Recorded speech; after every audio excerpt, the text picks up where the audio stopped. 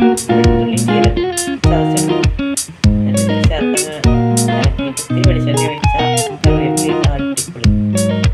ഇതിൽ വെള്ളം ഊറ്റിക്കളഞ്ഞു കേട്ടോ. വെള്ളം ഉള്ളത് കളയണം. അടിപൊളിയായി നന്നായിട്ട് വെച്ചിട്ടുണ്ട്.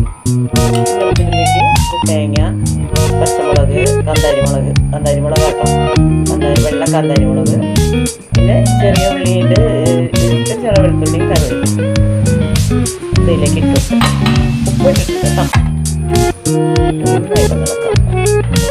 തേങ്ങ ഞാനൊന്ന് ചതച്ചിട്ട് അടിപൊളി കേട്ടോ. അധികം വെള്ളം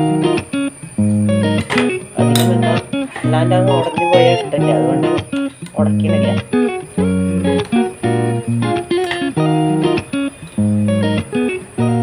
എനിക്കിത്തിരി വെളിച്ചെണ്ണയും കൂടി ഒഴിക്കാം.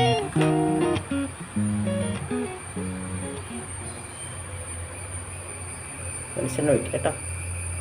ആവശ്യത്തിനുള്ള വെളിച്ചെണ്ണ ഒഴിച്ചാൽ മതി.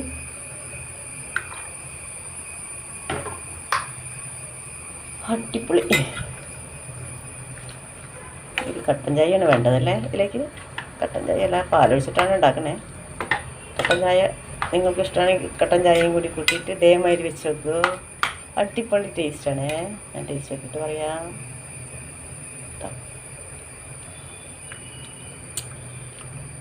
വായിലിടുമ്പോഴത്തേക്കങ്ങ് അരിഞ്ഞു പോയി. Thanks for watching my video.